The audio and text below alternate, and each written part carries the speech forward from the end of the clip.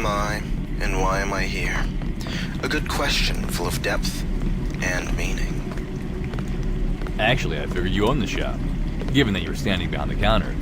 This is the Fanfic Shop, no? It is indeed, and I am indeed the co-owner, along with Walton Simons. Will there be anything else? Did you say Walton Simons? No. I said Walton Simons. Walton is a figment of your imagination. He isn't there. You reach out to touch him and end up with nothing in your hands. He's an apparition, a consensual hallucination of the many. He's 3 steps to the left of reality. No shit. Actually, he's in the cellar. He's just a guy who, like me, is very interested in the depths of Deus Ex. The first thing sounded cooler, though. What can you tell me about Deus Ex? Deus Ex is a work of fiction that employs a new interactive method of storytelling, combining written word, spoken word, visual input, and an integrated system for interactivity. It employs the venerable but not outdated method of involving the user by having the protagonist portrayed as a blank. What that means is that the main character, J.C. Denton, doesn't show emotion, allowing the person utilizing the fiction to project their own emotions onto him. It has a strong narrative thread in which the individual situations can be solved in many different ways, but the overall events remain the same, implying a kind of limited situational fatalism.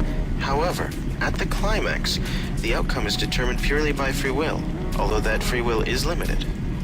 This is just a small shadow of the deep philosophical background of the story. The climax, in which free will is paramount, is not just a physical clash, but an intellectual one in which a mimetic war finally reaches an apex.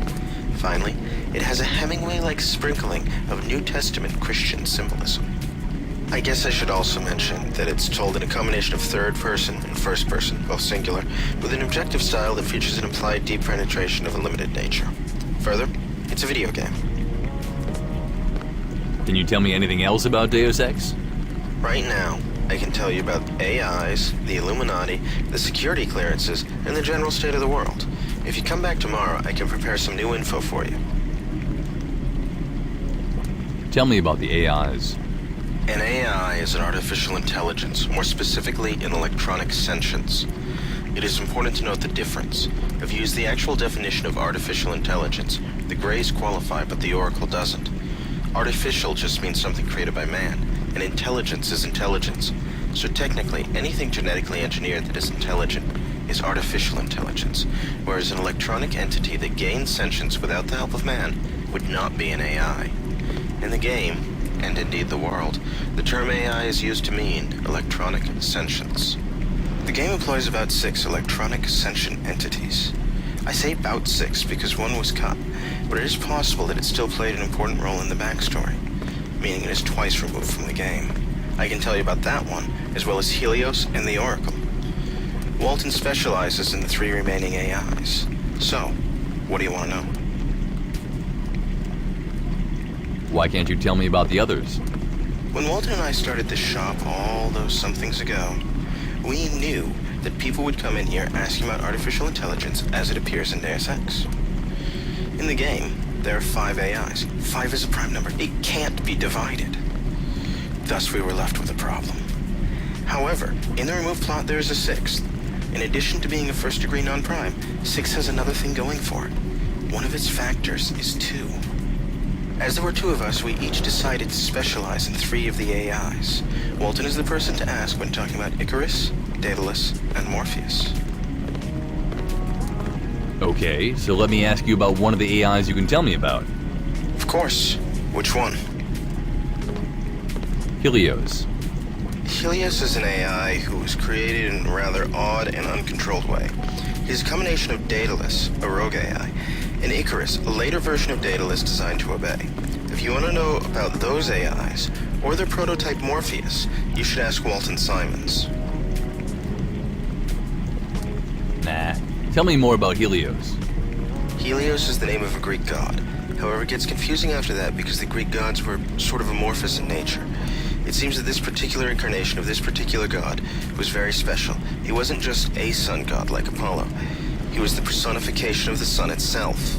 Obviously, as a god who was the sun, he had a lot going for him. After all, Apollo, a mere god of the sun, was also god of prophecy. Helios was considered all-seeing, so that's probably why the name was chosen. Deus Ex's Helios had two important functions. For one thing, Page wanted a surveillance system that was better than that provided by Icarus. Secondly, and perhaps more importantly to Page personally, was that Page wanted to become the supreme enlightened one. To become this person, Page planned to merge with Helios. Because Helios saw and knew everything, no one could be more enlightened. Tell me more. Helios believes that ambition is the cause of human struggles, read wars, which he considers inane. In his mind, lack of ambition is what generates a good leader. Actually, this view is not new, but the problem is that anyone who lacks ambition cannot achieve power. Douglas Adams solved this in The Hitchhiker's Guide to the Galaxy by having a man who only wanted to be left alone rule the entire universe. Helios would appear to be a fan of the guide. He believes that no human being who can get themselves put in charge should have power, and he believes that there should be someone in charge. His solution is to put himself, who is not a human being, in charge. He seems to think that a benevolent dictatorship is the key to a better world, but that this totalitarian dictator must be someone lacking ambition. Again, him. He sees democratic governments as crude solutions to the problem of human beings' inability to govern themselves. This too is nothing new. The old saying is that democracy is the worst form of government except for all others that have ever been created. Once more, his solution is to place himself in charge as he is a more advanced solution to the problem, a decision-making system that does not involve organic beings. Human beings are unfit to govern, singularly or in groups, and he is fit to govern. Helios is also connected to Morpheus' prophecies. Morpheus talks about the future a lot. He's a simple AI, if something as complex as an AI can be said to be simple. But he acts like a prophet. He says various things of value, especially when you take the Helios ending into account. One of the most interesting things he says is about the unplanned organism versus the planned one, but we don't need to go into that if you don't want to.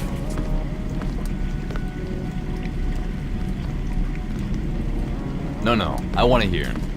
Morpheus distinguishes between the unplanned organism, which he says is a question asked by nature and answered by death, and the planned organism, which he defines as the offspring of knowledge and imagination rather than of individuals. As such, it is hard to classify Helios. He is the offspring of individuals, Daedalus and Icarus, but they are the offspring of knowledge and imagination, and what they were was not lost when he was created. Thus he is both planned and unplanned.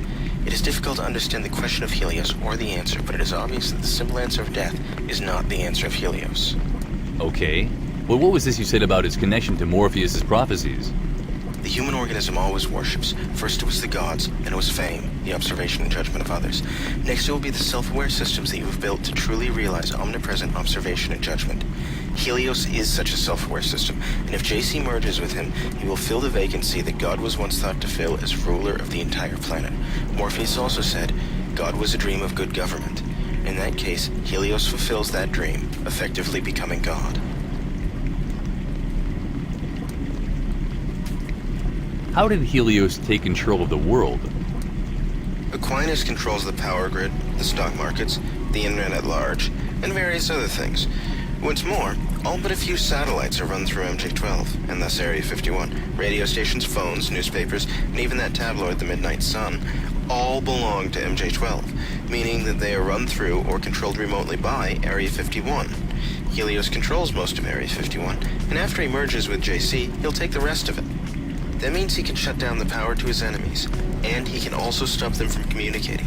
Even more powerful is the fact that Aquinas has a flaw in it that allows emails to be edited in addition to monitored. Helios can misdirect and confuse the enemy. He can stop scattered forces from organizing resistance, or he can trick groups into believing they are resisting him when they are really working for him.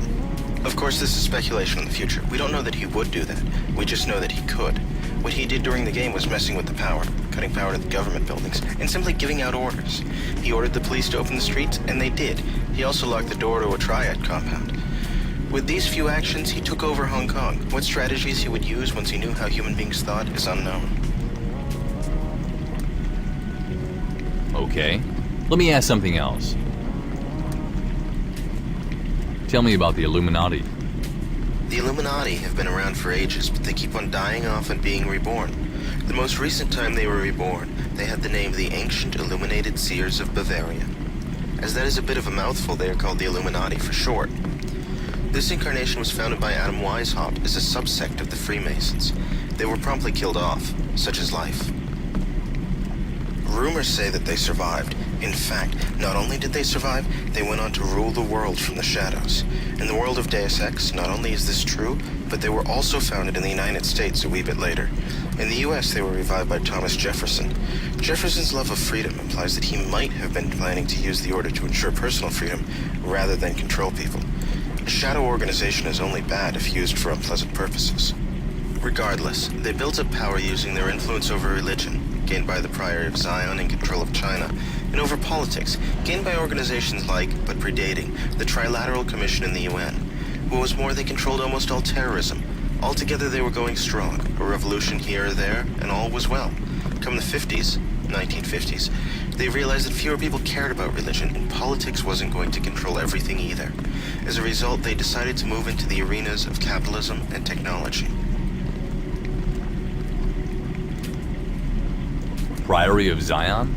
Ask me tomorrow. I don't have any material prepared on that topic right now. I need to brush up on my knowledge before I can tell you anything about it. Alright, go on then. Thus was MJ-12 born, as well as the Bilderberg Group. In reverse order, though. MJ-12 was to deal with technology of all sorts, medical, informational, whatever. Echelon was already in the works, and they jumped on. The Bilderbergs were meant to deal with money, and so they did. With control of the rich, the World Bank, and the U.S. Federal Reserve, in the area of money, they were doing great. The UN was coming into power, all was on its way. But then disaster hit. The US went into rapid decline, and the Illuminati decided to let it fall. Unfortunately for them, the US recovered. Now they had lost the control they had. The situation in the US caused non-sponsored terrorism to rise, and dissension inside the organization began. MJ-12 thought the Illuminati had gone weak. They were pissed at how the US was handled, and they took over. Thus ended the Illuminati. When were the Illuminati formed? That's iffy. Dowd says that they date back to the Order of Assassins, which is from 1090. But he also says that the Order didn't really survive, it was just continually reborn. The most recent rebirth appears to have been May 1st, 1776 in Bavaria, because, though we are told that Jefferson founded an American version a little later, it is based in Europe. So who were the leaders of the Illuminati? Well, it is never explicitly stated. We figure they were Bob Page, Beth Duclair, Morgan Everett, Stanton Dowd, and Lucius de Beers. Or were at some point. Lucius declined before Page took power, so there's probably another on the Council of Five before Page forced them into hiding. How do those 5 people control the world? They don't, not strictly. They control the Priory of Zion, which gives them sway over the largest religion on earth, Christianity. They control the UN, which gives them control over a lot of politics. They control China, which is a lot right there. They rigged US elections before the quake. They controlled the economy, and their surveillance was second only to perfection. Nonetheless, their power wasn't exactly absolute. The Soviet Union collapsed, and that was one of theirs. How were they overthrown in the end then? Page was quick. That is really all we know. The general dissatisfaction with the Illuminati was touched off by the reaction to the events of 2030. By 2035, the Illuminati had lost almost everything. Okay. Let me ask you about something else. Tell me about the state of the world. The world is a big place. What do you want to know about? Start with North and South America. North America seems to be about 2 things, Mexico and the US. Whatever Canada is doing, they haven't made a fuss. Perhaps they're plotting to take over the world like we always thought they were. Maybe they're just laying low to stay out of the shit when it hits the fan. Maybe they're doing highly evil stuff. We just don't know.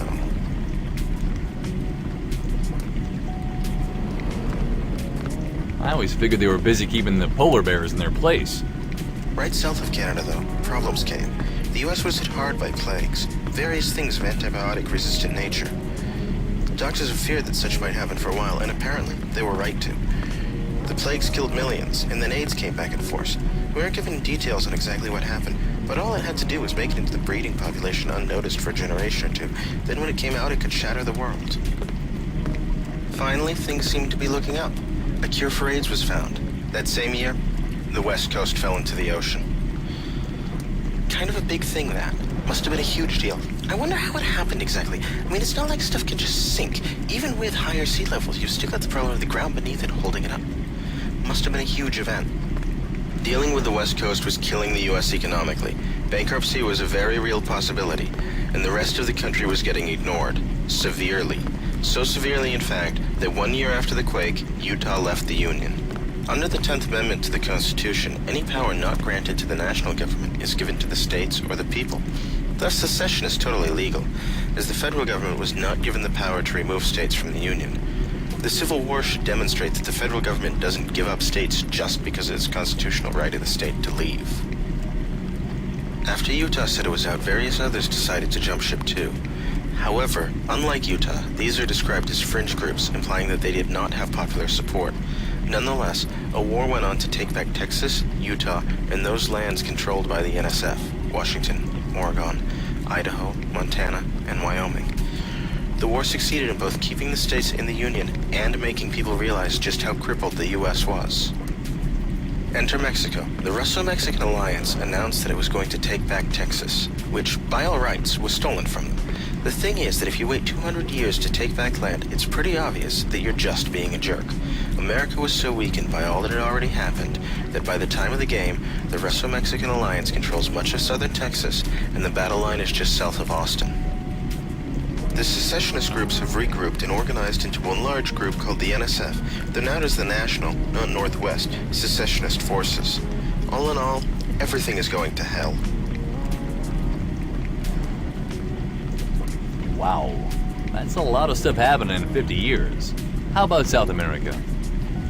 Most of South America has been run by MJ-12 for ages, but only on the surface. The truth is that the drug lords are in control and the government switch regularly. Whether it is a civil war or an election doesn't seem to really matter. Most people's lives don't change at all. Actually, the Deus Ex Bible implies that there is something more going on. While it says that MJ-12 does not have control, it says that it seems like someone does. If someone, not MJ-12, is ruling behind the scenes, it means that there is a conspiracy group that did not make it into the game. Unfortunately, we have absolutely no information on this. All right. Tell me about Europe and Asia. There is surprisingly little to tell about Europe. As it always has been, Europe is populated by people who hate each other. As a result, the fact that MJ-12 controls all of the government there has not given them the control you'd expect. They control the government, they control the economy, but they can't make everyone get along. Eastern Europe is still torn by civil war, as it seems it always will be.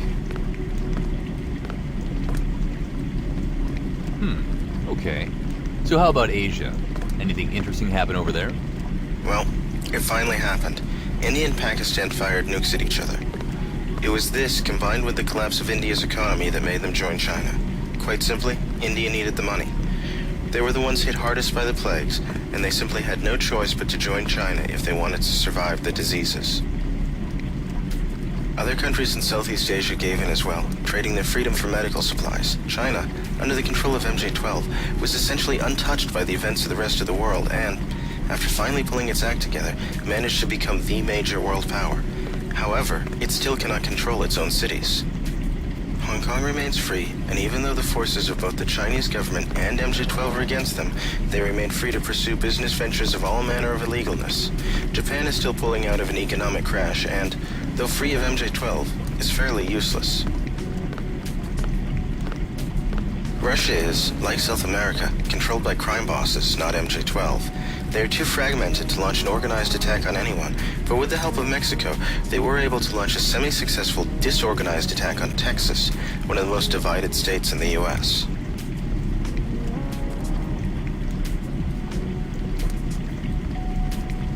I'll take Africa and Australia for 300, Chris. Africa was hit hard and is only at the start of the game pulling out. The fact that their population has been hit so hard made it very difficult to keep killing each other. As a result, they've managed to start working together.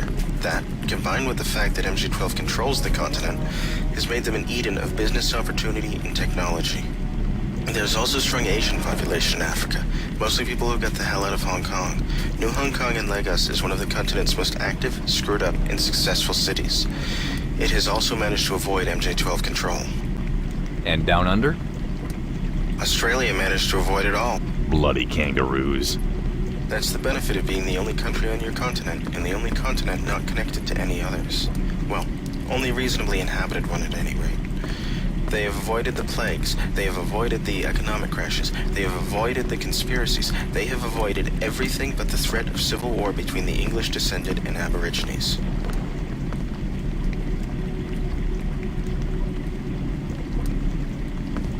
That's all I wanted to know about the world situation. Let me ask you something else.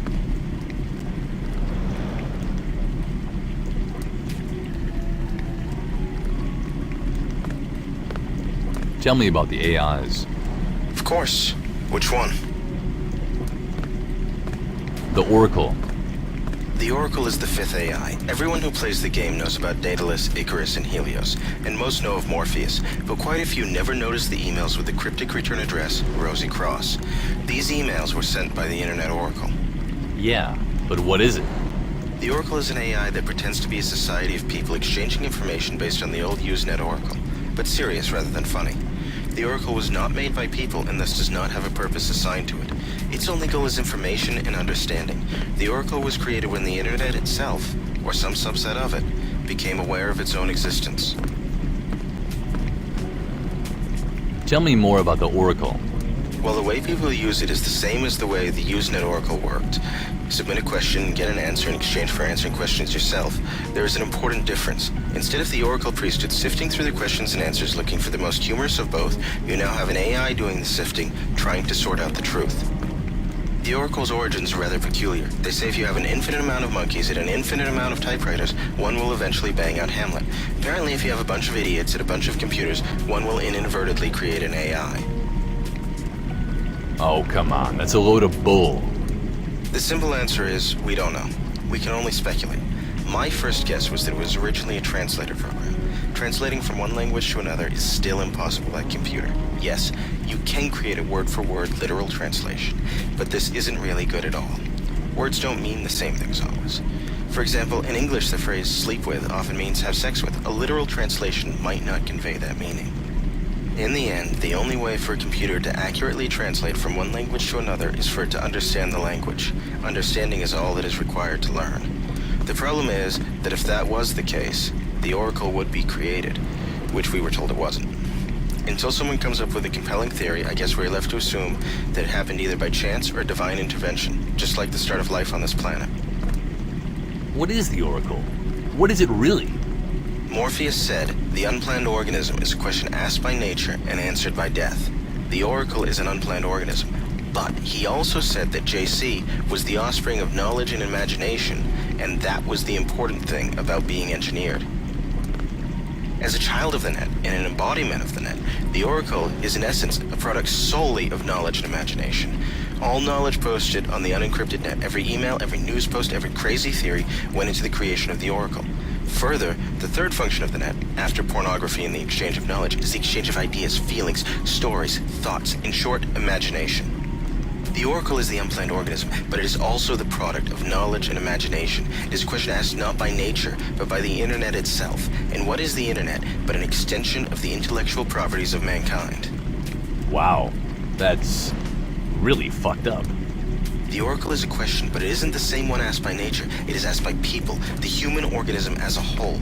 It is the question that drives us, the question that defines us, the question that all human endeavor works to solve. No, it isn't what is the Matrix. It is why. Why are we here? Why do we feel the way we do? Why is the world screwed up? Why? Anything a human does is either the result of the why we try to find or an attempt to answer that why. We all strive towards the answer because we feel it will give us purpose, meaning, and fulfillment. The Oracle is that question, and everything it does is an attempt to answer it. To this end, it hoards information, lots of it. It researches everything from secret government products to favorite colors. It is trying to gain human understanding, and, if it does, it will finally answer the question of why. Thank you. That clears things up nicely. Glad to hear it. Okay, let me ask something else. Tell me about the AIs. Of course. Which one? The one they removed. The removed AI is known as Ada. Ada is an AI that lives on the moon. She wanted to become benevolent dictator of Earth. Before the moon base was cut out of the game, JC was going to go there to stop her. So if she was cut along with the moon level, how do you know about her? Ada was mentioned as a footnote in the Deus Ex Bible. The footnote said, "Note, the Deus Ex 1 design included a mission to a space station, followed by a mission to the moon base. The objective was to stop Ada, an AI that wanted to become benevolent world dictator. Obviously, some of that content was folded back into the game in a slightly different way. Obviously, that isn't the most informative thing. Helios wanted to become dictator, so I assume that was the folding back in. But Helios was going to use Aquinas. Ada had no such tool."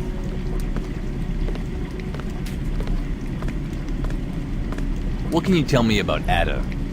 That depends on whether you want fact or theory. Fact. That I can't tell you anything else. The footnote is the only piece of solid fact we have to go by. Fact in the sense that it comes straight from the development team of Deus Ex.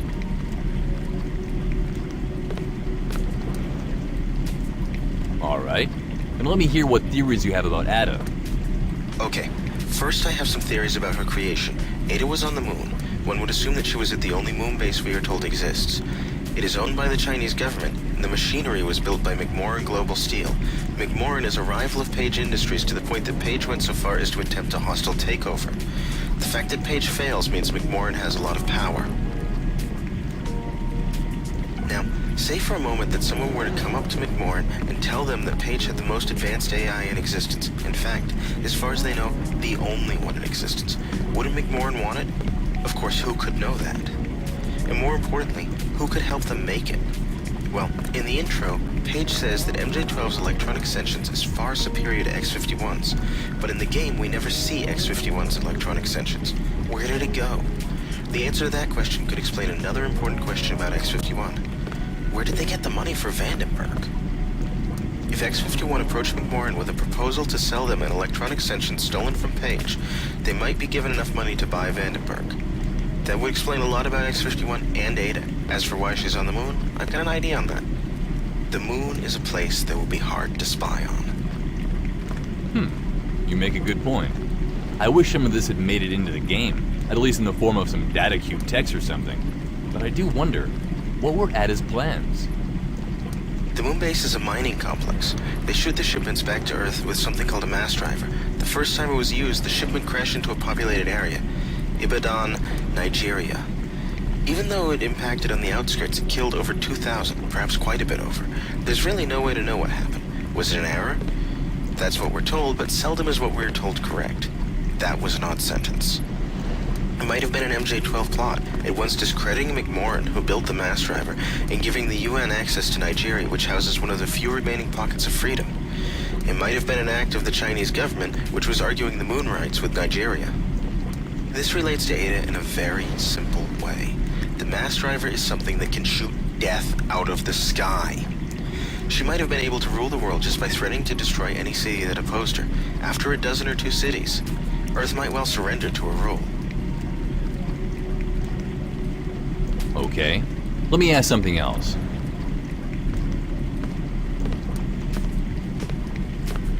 Tell me about the security clearances. I can tell you that they are based on angels and that there are at least 9 of them. If there is a 10th, which is subject to debate, it is God clearance. Angels?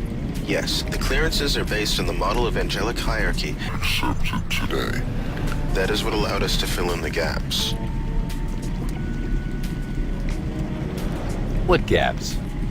Well, the clearances we know are Angel OA, Archangel 1B, Principal 2C, Domination 5F, Throne 6G, Seraphic 8X. That means that clearances 3, 4, and 7 are missing. What does it look like with the gaps filled in? Angel OA, Archangel 1B, Principal 2C, Power 3D, Virtue 4E, Domination 5F, Throne 6G, Cherub 7H, Seraphic 8X. Who made up the model? Well, a guy named Dionysus did, based on stuff from the Bible. More importantly to the game is the fact that Aquinas backed him up. You mentioned God clearance?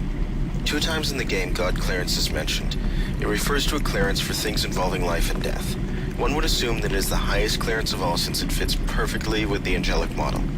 God is of course above all the angels and knows things that even the highest angels do not. Some claim that it is metaphorical, but I disagree. Neither time sounds to me like a metaphor. Both sound like statements of fact. The fact that it is just called God Clearance and not God followed by a number-letter combination makes sense. God Clearance is self-explanatory. You don't need anyone to tell you that it is at the top. Further, the change in style is not unprecedented. If it had been like the other, Seraphic 8X would have been Seraphic 8I. The question some people ask is who would have God Clearance? The answer is difficult to say. Certainly Paige does, and of course Walton Simons, but who else? Well, if you have to have God Clearance to know about the kill switch, you've got to figure that Manderley has it. However, doctors and scientists know about the kill switch, so we must assume that some people, whose jobs require it, know about it without God Clearance. If Manderley was in charge of activating the kill switch, he might be allowed to know, even if he does not have that clearance. Tell me about the angels themselves. Angels are the furthest from God. Their tasks include watching over individual people and being the messengers of both God and the more important angels. An archangel is just the next step up from angel. They manage the angels and lead them into battle against the bad guys. I thought archangels were the most important angels. Archangel is a very old term and has two different meanings. Basically, in the old days, people only divided angelic beings into two categories, angels and archangels. The archangels were the ones on top. When people decided to make a more specific hierarchy, the 9-order one presented here, those that were previously called archangels were put into other categories. Ah, okay. Go on. Principalities rule over those already mentioned, defend religion in general, and watch over groups of people, towns, cities, and nations, for example. That is the end of the lowest circle, or triad. Powers are the lowliest of the second circle, yet they get one of the most dangerous jobs. They are the ones charged with maintaining the border between heaven and earth, getting souls into heaven safely, and guarding against demonic attack. Virtues maintain the natural world, making sure that the moon doesn't fall out of the sky and it doesn't snow in the Sahara. Other stuff like that as well. As such, it seems natural to assume that their job is to uphold the laws of physics. In addition to that, they are the ones who take orders from the higher-ups and make miracles. The dominations are the guys who watch over the bottom two triads and take orders from the top. They make sure nothing goes wrong and generally stay out of sight of mortals. They are the end of the second triad. Okay, let me hear about the last one. Thrones are primarily concerned with moving God around. They are actually the chariot of God. I still have yet to find out why God needs a chariot. Why he needs a living one is even more lost on me. On the other hand, they do occasionally do other work. They are the ones who deal out God's judgment. The cherubs are second only to the seraphs, and they have a couple of jobs. One is that they steer the thrones. Apparently, God doesn't just need a living chariot, he needs someone else to drive it. They also personally handle the most important stuff. For example, throwing man out of the Garden of Eden and then keeping him out with a flaming sword that can be turned all ways. In addition, the cherubs also have the knowledge of God, and they are not the damn stupid-looking fat babies on greeting cards and paintings. They are either described as sphinx-like creatures or the angels on the Ark of the Covenant. The seraphs are the closest to God. Depending on who you listen to, there are either 4 or 7 of them. Other than giving orders to other angels, all they do is sit around God. They will not shut up. They constantly repeat the same word. Holy. What does this have to do with Deus Ex again? Not much. It's only really the order that matters. Angels are the lowest, and seraphs the highest. Let me ask you something else.